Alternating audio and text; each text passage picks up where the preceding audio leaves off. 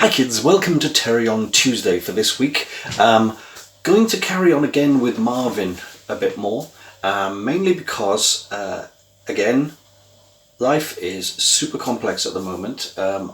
I feel that my time would be best served getting my major project done, which is Marvin, before I do more on the Hunter Alien, which is not going anywhere. I will be getting back to that at some point, but I do have a load of other things to finish off. So I'm going to show you a little bit here about what I've been doing and what I've decided to do, and then we'll cut to a previously edited section that I made last night, and you'll see that. So I promise you this video will be under 10 minutes, which I always promise, but this one will be. Okay, right, so state of play with Marvin's head. Here we go.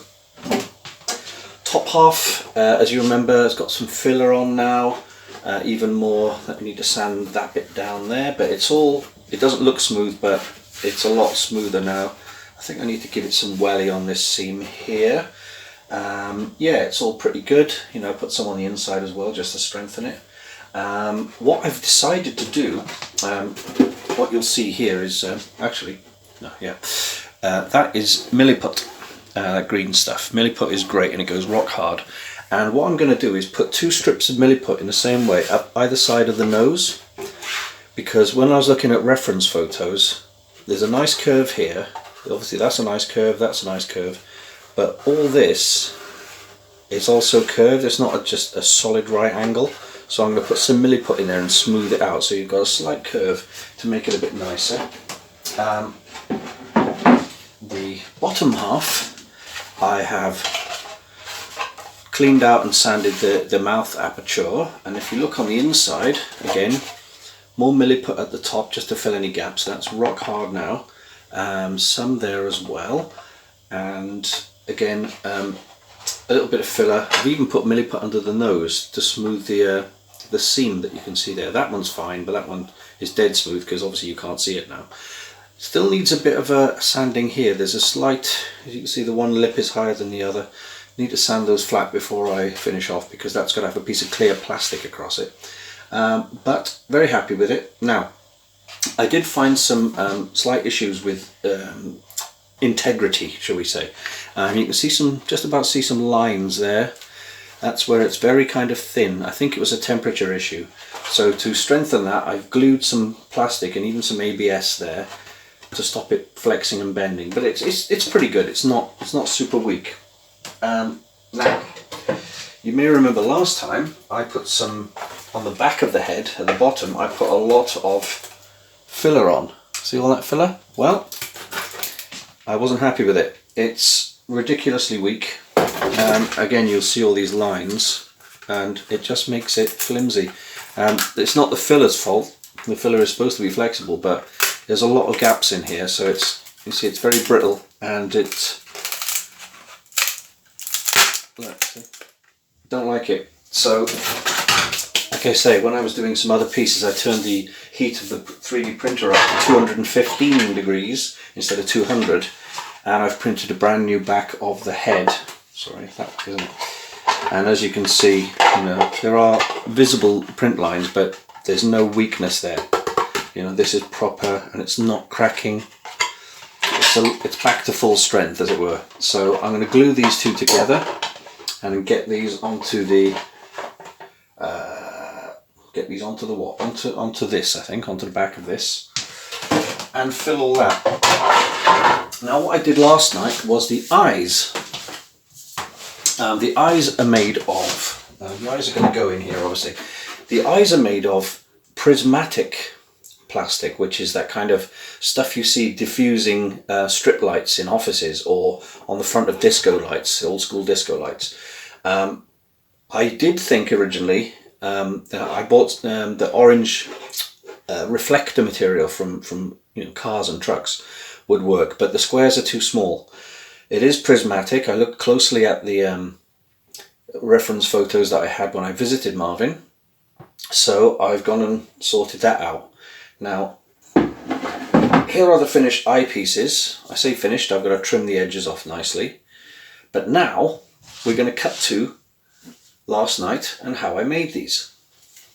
Hi kids, here's me doing a little bit of work tonight on Marvin's eyes. So I've got 3 sheets. I've got EVA foam, which I trace through on the actual eyes and then cut the triangular hole and then cut around the edges to make a spacer, because Marvin's lenses don't sit very close to the front of his face. So there's me 2 spacers, and they go behind like that, and then the lenses go behind those. So I trace those spacers onto the orange perspex with a biro, and then use my Dremel with the disc to cut through the surface so I can score and snap the shapes as close as possible to the accurate triangles.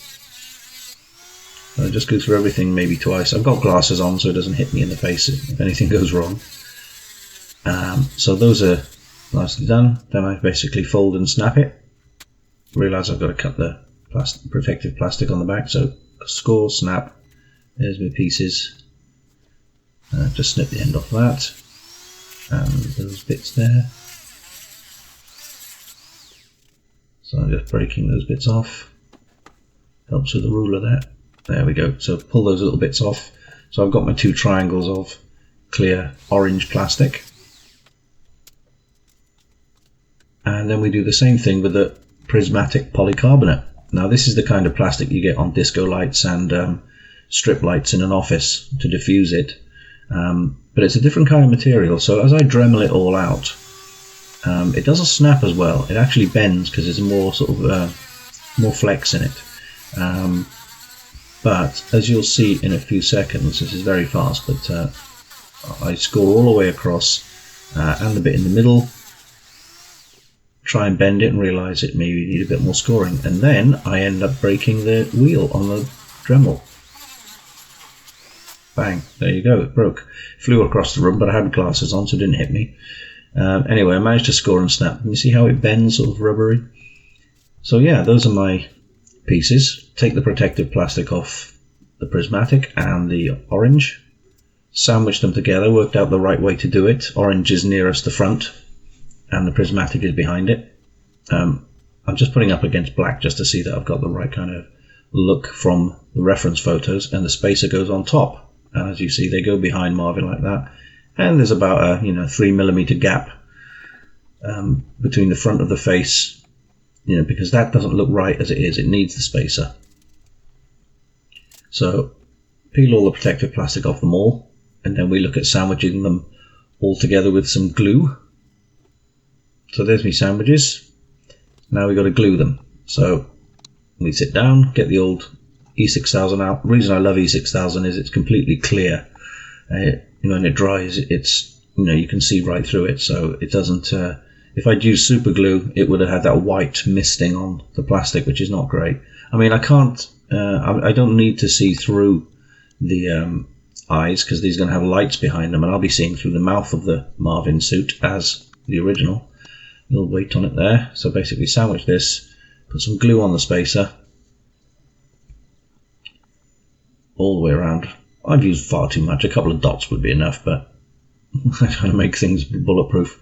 So that goes down on there.